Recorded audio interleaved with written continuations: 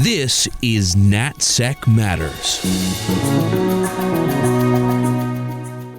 I'm host Michael Allen with Beacon Global Strategies. Today I'm joined by Mr. Syd Seiler, a senior advisor to the Korea Chair at the Center for Strategic and International Studies. Syd Seiler previously served as the National Intelligence Officer for North Korea at the National Intelligence Council and has over 40 years of experience in Korean Peninsula affairs. Syd Seiler joins us today for a discussion on recent developments in North Korea and their broader geopolitical implications. Stay with us as we speak with Syd Seiler.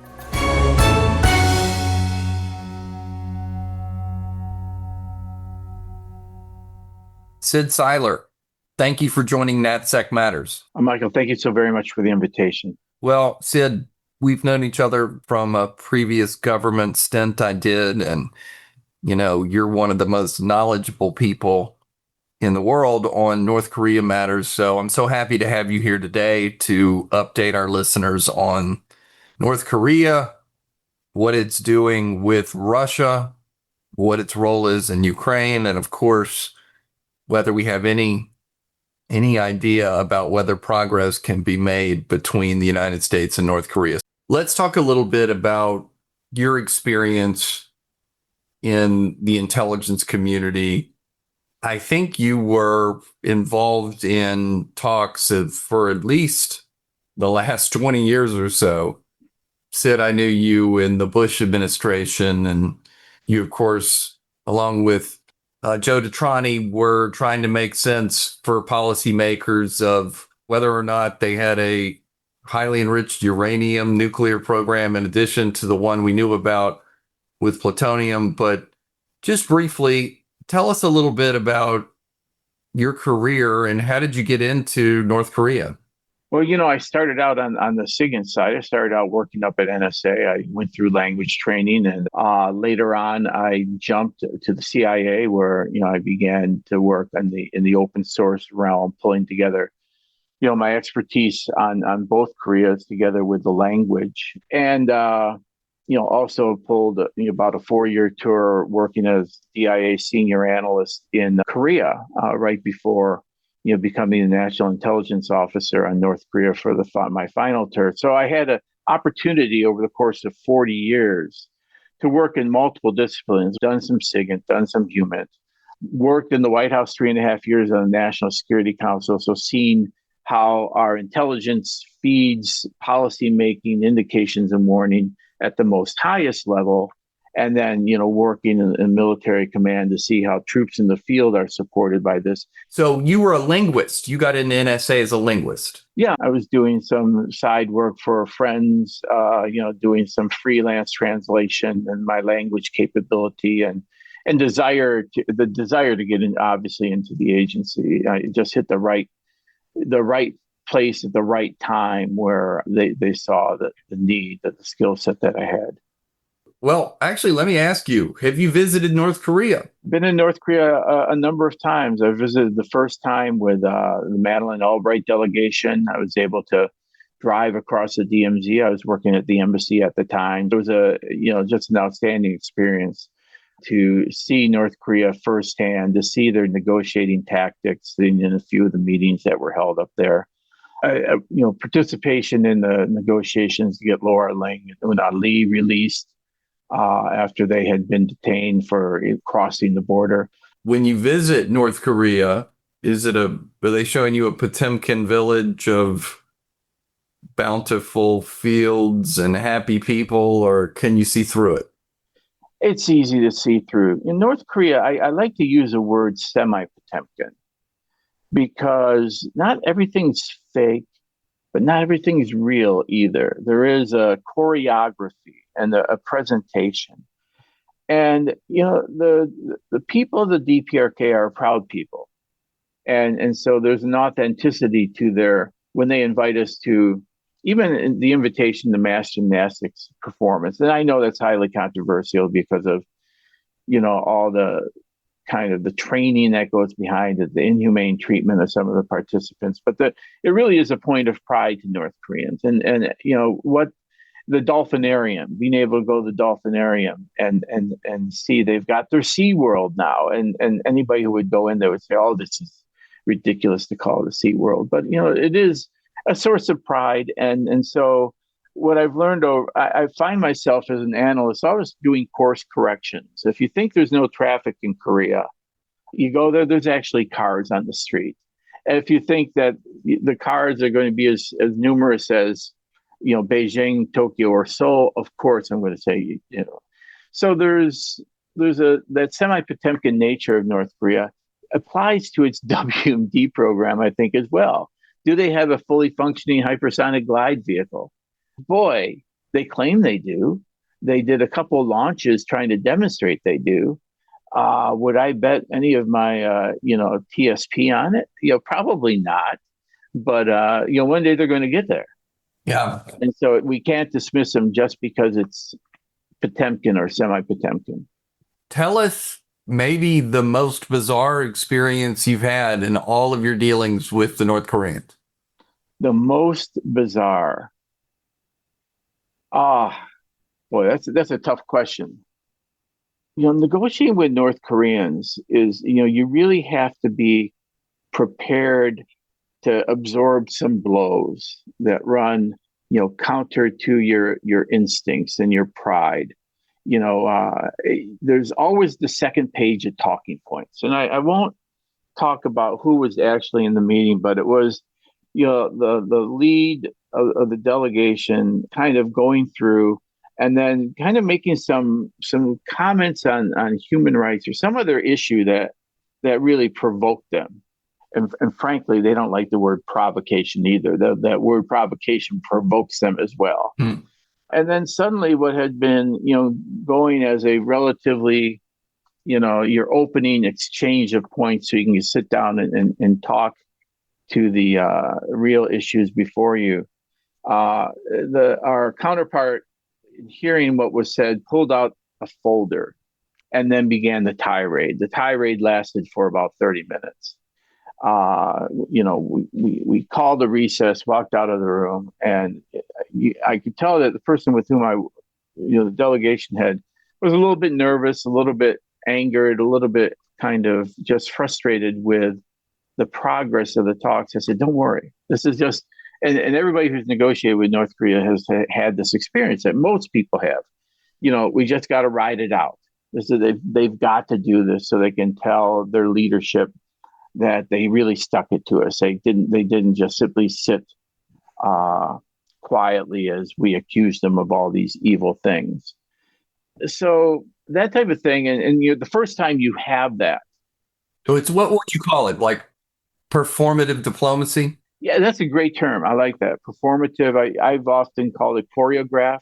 Yeah. And again, if you read Kissinger on his experience negotiating with either the Vietnamese or what he says about negotiating with China, a lot of it you shake your head and say, yeah, there's some benchmarking going on there.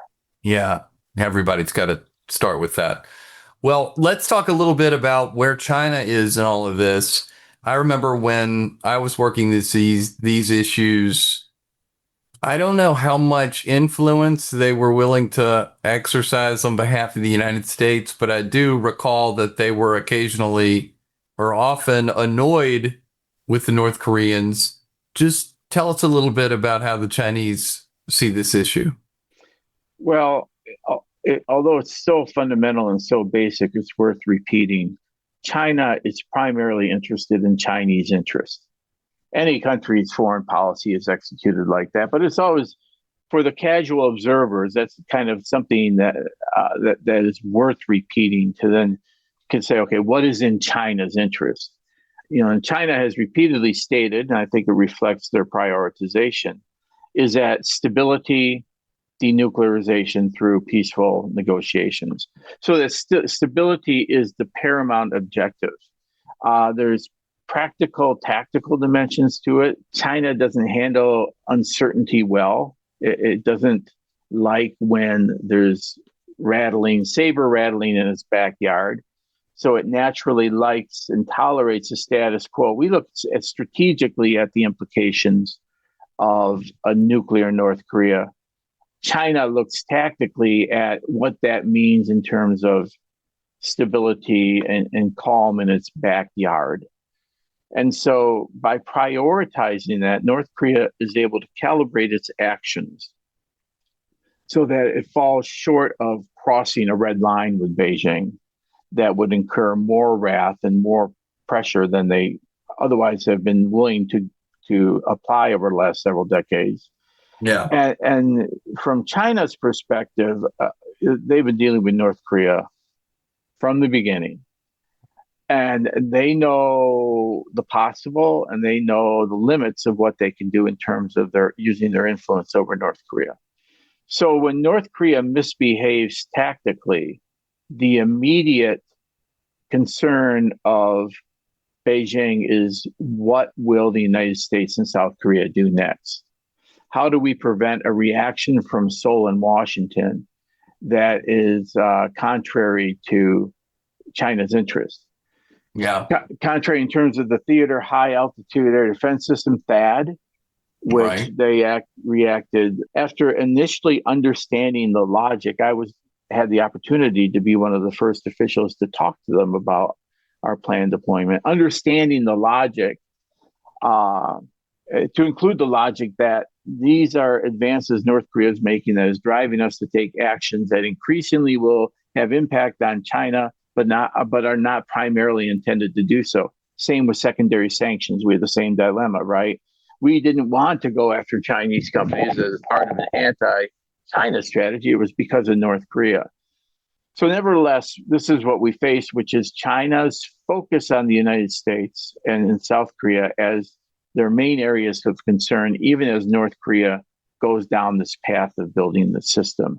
And so as China engages in actions that can appease us, that can, make us think twice. This explains the dynamic of 2017. Well, hold on. You mean appease us just to do enough to get us off their backs? To get us off their back. Nothing substantive. Nothing substantive. 2017 was fascinating. So I was in Korea for 2017 as a senior analyst out at the U.S. Forces Korea, watching as we move from, the Obama era approach to North Korea to the Trump era, and then the missile a month madness as North Korea is pushing on the road to finally getting that ICBM up in the air. And my button is bigger than your button, full fire and fury. It was a period of intense pressure. We had a lot of success in the Security Council. That's when the most biting sanctions, not perfect, but the ones in the sectoral arena that I talked about earlier, that finally were having an impact on North Korea. And a lot of this was, China and Russia sincerely not knowing what Donald Trump would do next. The uncertainty that his approach introduced, it backfooted Pyongyang to some degree, but it certainly had China and Russia concerned. And that was, I think, the highest level of cooperation on sanctions and pressure on North Korea that we had with China. After North Korea pivoted to the charm offensive and peace broke out, a peace that we knew would endure no more, a dialogue process that would likely not go much more than a year or year and a half, China and Russia saw that the United States was only bluffing, maybe, I'm not saying whether Donald Trump was or not, but that U.S. had been put back in the box. Yeah. And so its willingness to cooperate. And, this traces to the history of it, the different nature, early Bush year discussion of possible military options that Larry Wilkerson, Colin Powell's chief of staff, wrote of and published not too long ago. And then, signals from President Bush to China, you got to get these guys back to the table or else. And China uses a little bit of muscle to drag North Korea back to six-party talks. But that's about the most we get. And again, once the objective is there, we got the Americans in a process. Okay, they're committed to six-party talks. We double guess ourselves on sanctions like Banco Delta Asia. And we do everything possible not to irritate the situation for the sake of talks. And China's happy. And that's about the limit to what China will do. China can, I remember one time a Chinese counterpart saying, listen, we've lived with nuclear powers all around us. We got the Soviet Union, now Russia to the north, India, Pakistan. What's one more nuclear power? Disappointing, but I think it reflects the broader conclusion that over all these years, China, maybe pragmatically, maybe realistically, but nevertheless was willing to live with a nuclear North Korea. We're going to take a quick break, and we will be right back with more of our discussion with Syd Seiler. Beacon Global Strategies is the premier national security advisory firm. Beacon works side by side with leading companies to help them understand national security policy, geopolitical risk, global technology policy, and federal procurement trends. Beacon's insight gives business leaders the decision advantage. Founded in 2013, Beacon develops and supports the execution of bespoke strategies to mitigate business risk, drive growth, and navigate a complex geopolitical environment. With a bipartisan team and decades of experience, Beacon provides a global perspective to help clients tackle their toughest challenges. Syd, how would you characterize the present state of diplomatic engagement, or maybe lack thereof, between Washington and Pyongyang?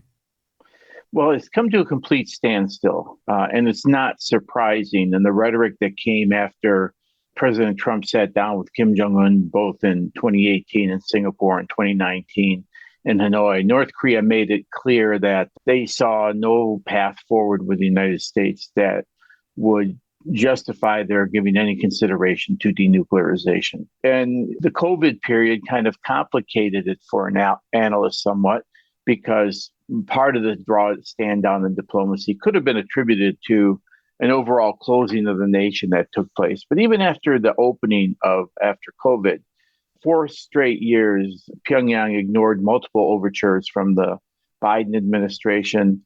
And now we are seeing the same thing with some initial outreach by the Trump administration. Overnight, North Korea issued a statement, and as they have, to kind of give the authority of Kim Jong Un speaking without quoting him directly. It was issued in his sister's name, basically saying that we are not interested in dialogue with the United States if it involves denuclearization. We possibly could talk about other things, but the nuclear program's off the table. So this is kind of the standoff where we are, where it's really going to be essentially both Seoul and Washington face the same challenge. If we really want to talk to North Korea, it will not be about nuclear weapons. And so what is worth pursuing? What is the value of talking to North Korea if the overarching goal of denuclearizing the Korean Peninsula is no longer possible? Syd, can you take us back a little bit in time to the first Trump administration? What was the president trying to achieve there? And didn't the North Koreans also object to even discussing denuclearization? That's a great question, Michael. It really kind of traces back to 2012, when we had our last somewhat credible, prior to the Trump administration, under the Obama administration, our last somewhat credible interactions with North Korea to try to push forward a halt to all activities so that we could return to the 6-party talks format and move forward in a way that included something that had been ignored since the beginning of the dialogue on North Korea, which was a highly enriched uranium program, that we would be able to sit down and talk about the whole program.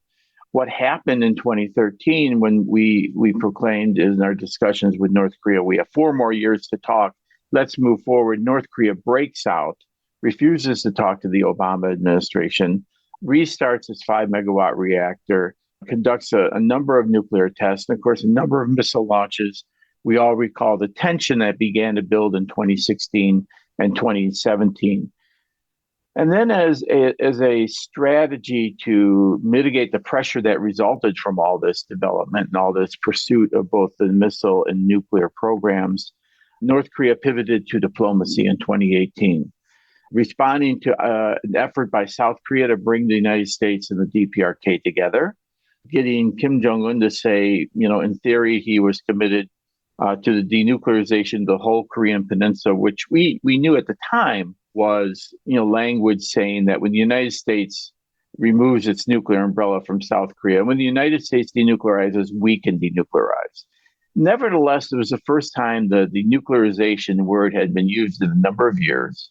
Mm-hmm. So when the South Koreans urged the United States, President Trump, to consider this offer to talk, the president took it up. The logic of President Trump is, why not talk to our adversaries? Why not try something that had not been previously discussed?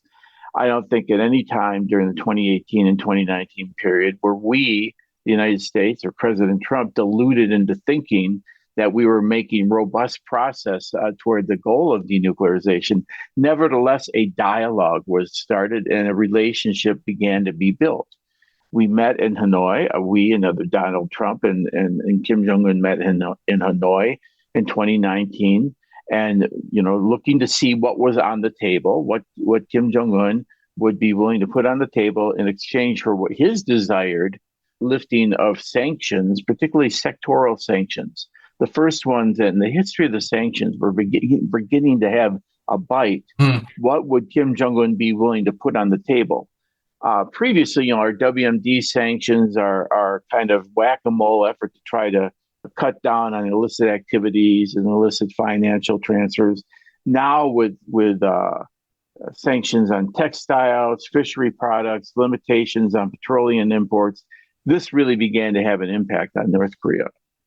And so this is what Kim Jong Un came to the table hoping to achieve. Yeah. Well, at the same time, sitting as an equal across from the president, so that, in a way, DPRK's nuclear program is vindicated, that he is now a nuclear power with a new strategic status, as I like to call it, in North Korean propaganda, and, willing to put parts of his program on the table for the broader goal of getting sanctions relief. And when that failed, the gears were shifted and a path was embarked upon seeking to make North Korea's existence no longer, or North Korea's economic recovery, its standard of living, not dependent necessarily on sanctions relief. Yeah. And then that opens the door to, the new relationship with Russia. And the party that is willing to throw good things at North Korea, needed things, cash, technologies, WMD assistance, conventional forces assistance, all without North Korea seriously coming to the denuclearization table. Yeah. Well, let's go to that Russia relationship. Most people say, if you ask someone in Washington right now, what are we going to do about North Korea? Most people say, you know what?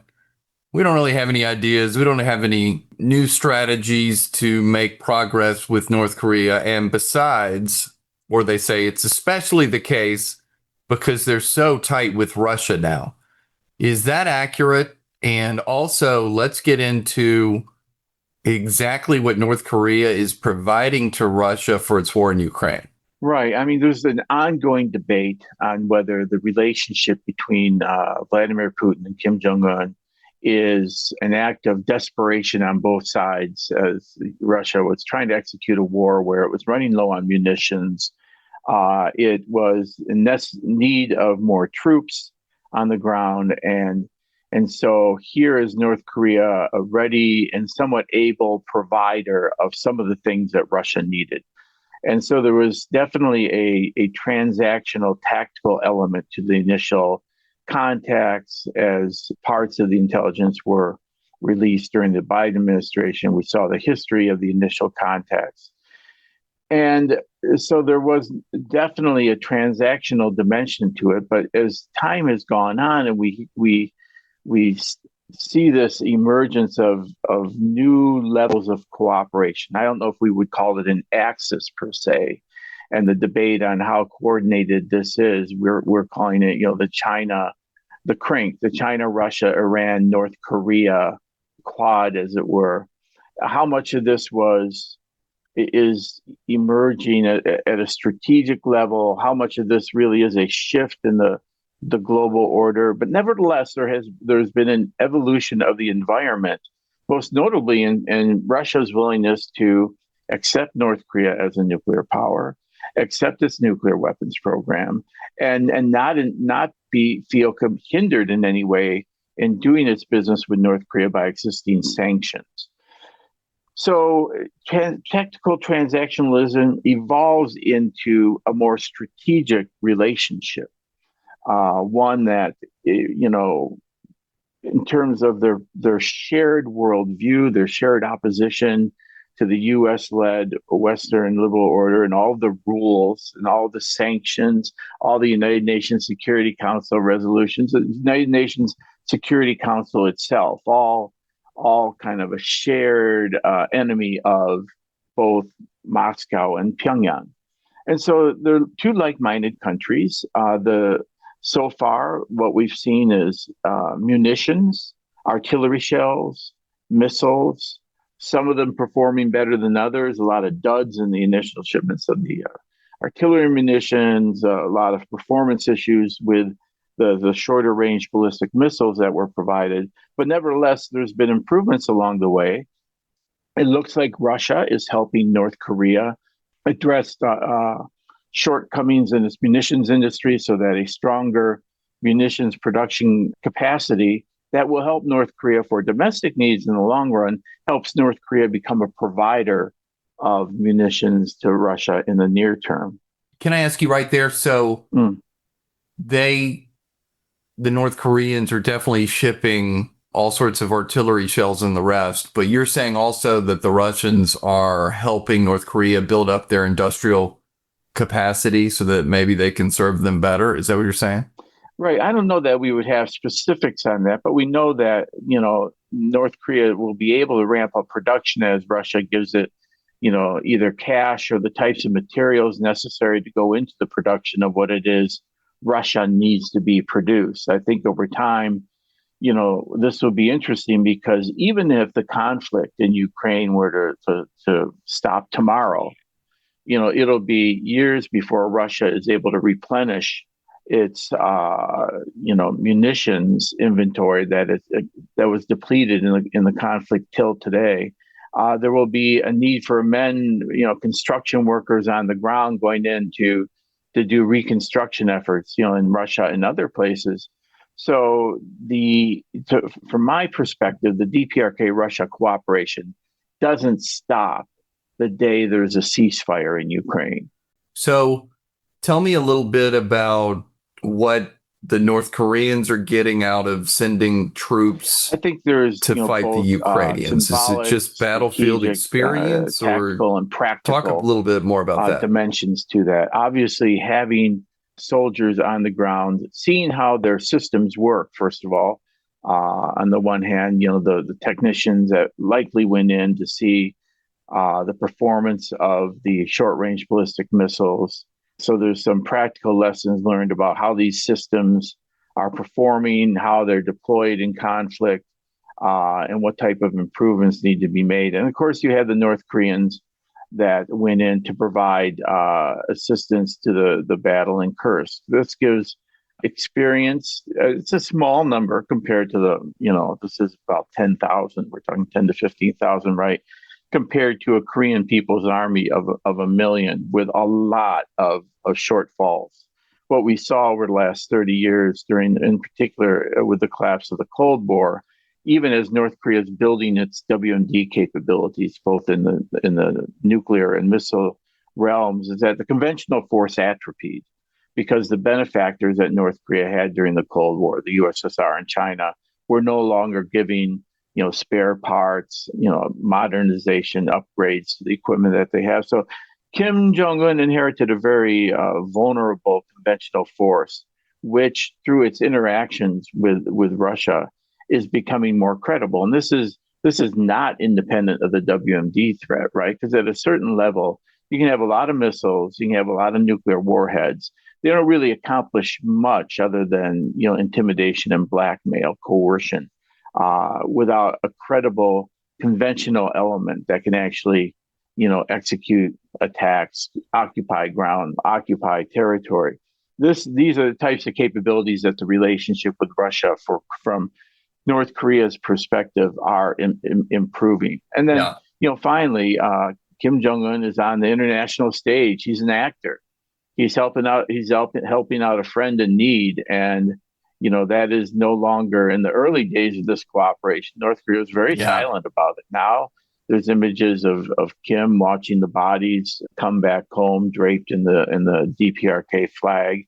The participation in the war is acknowledged domestically, and it's building up I don't know if it's a war ethos, or at least the idea that what North Korea needs to, it is willing to go to war to fight for, its interest, even in helping Russia. It's the DPRK interest.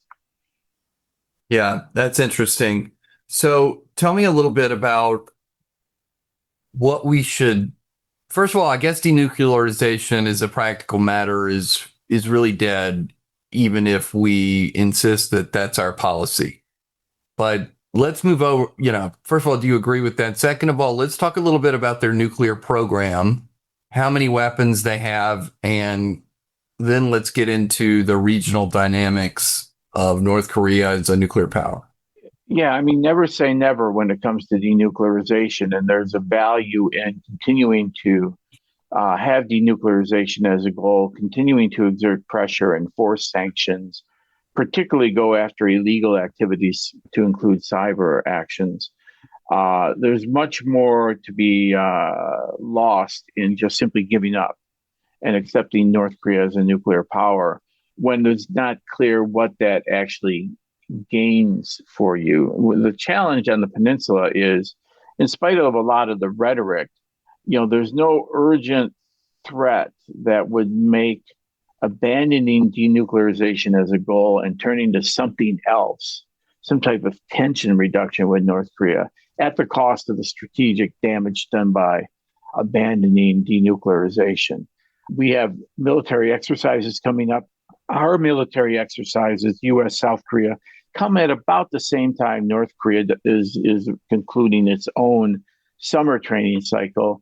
And so normally there's a exercise that shows the force, some muscle flexing, and then these statements. So one was directed toward South Korea and the other was directed toward the United States that came out over the last 48 to 72 hours from North Koreans in the name of Kim Jong Un's sister.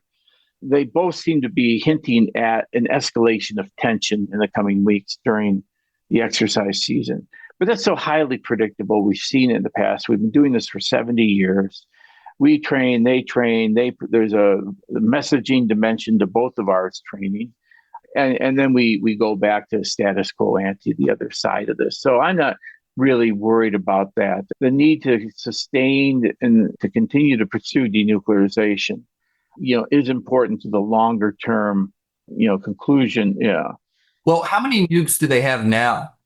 Well, so there's wide number of figures out there, and it's a difficult challenge to know how much has been weaponized, what type of configuration, what's been allocated to larger weapons, what's been allocated to smaller weapons. But I think some of the numbers that you see out there hint at higher double digits, so one day getting to triple digits, and so that.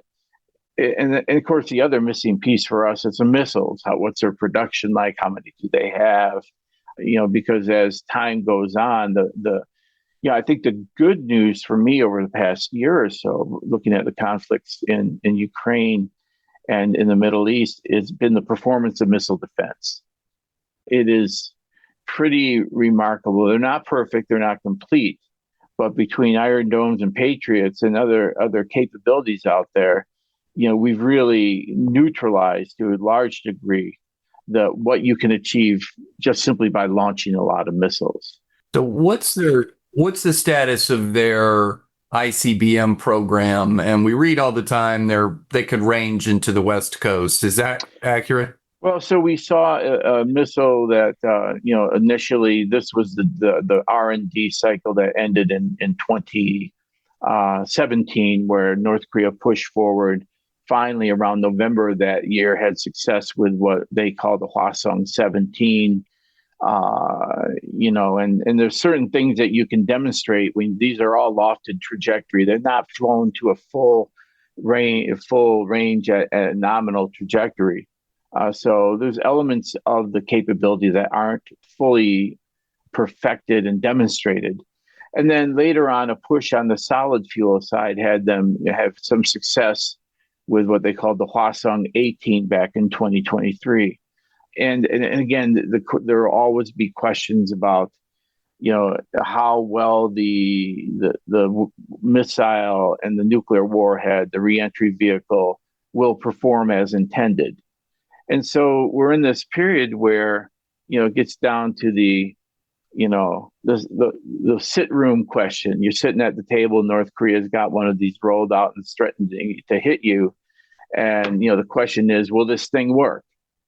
Can you rule out that it'll work? That type of, view of us has us taking this threat seriously, but also understanding that there's elements of the program that aren't completely and fully demonstrated yet. What the history of this program shows us, slow and methodical, side note, proving once again it's not in response to an imminent existential threat from the United States and Korea, is to develop a tool of blackmail and coercion to seize dominance on the peninsula.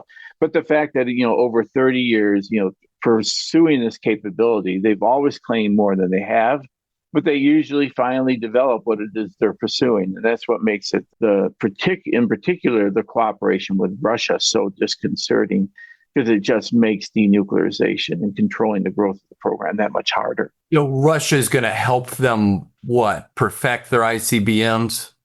Well, we don't know. There's some thoughts of that. There was North Korea was having difficulties with its getting a reconnaissance satellite into the air. And then finally, after a number of failed attempts in November of 2023, North Korea succeeds with its first successful reconnaissance satellite launch. Many people believed at the time this came after, a Putin-Kim summit. This came after enough time that if North Korea was looking for specific help, whether it be with parts of the reentry vehicle, parts of the satellite and its ability to take pictures, download, et cetera, with all that. A lot of people believe that there was a Russian hand in that, helping North Korea have that success in November 2003. Syd, one more topic here as we begin to close out. What lessons do you think the North Koreans have drawn from the United States action in Iran, in particular the bunker buster? Right. So that's a great question. In many ways, the assertion that, what Kim Jong Un learned is if you have nuclear weapons, you don't get bombed. That's an oversimplification, somewhat of a pedestrian observation.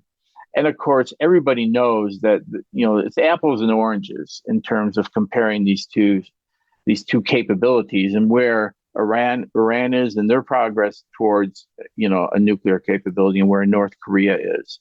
For me, and I wrote a paper on this that was released about a week or so ago, the fact that, if there was any views by North Korea that Donald Trump is America first, isolationist, unwilling to act overseas unless it's clearly, blatantly impacting U.S. interests, I think Donald Trump's willingness to take these strikes in support of a broader objective of preventing a nuclear Iran send a message to Kim Jong Un that he's got a serious interlocutor in Donald Trump, a serious, should Kim have any aspirations to use military force now or in the immediate future to achieve certain objectives vis-a-vis South Korea, emboldened by what he saw Vladimir Putin so-called get away with, emboldened by, what China might do vis-a-vis Taiwan, that if he thinks in Donald Trump he's got somebody who's not willing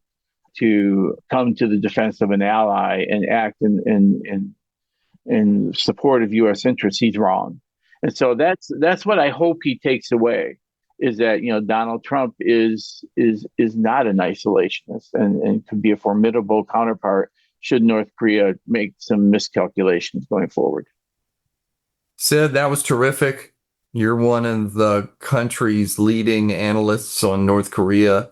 We really appreciate you joining us on NatSec Matters and look forward to having you back. Thank you, Mike. I look forward to talking in the future as well. That was Syd Seiler. I'm Michael Allen. If you enjoy listening to NatSec Matters, please leave us a review. We would love to hear from you. If you're interested in becoming a sponsor, please email our team at bgs@bgsdc.com. You can also find this email in the show notes. Please join us next week for another episode of NatSec Matters. NatSec Matters is produced by Steve Dorsey with assistance from Ashley Berry. NatSec Matters is a production of Beacon Global Strategies.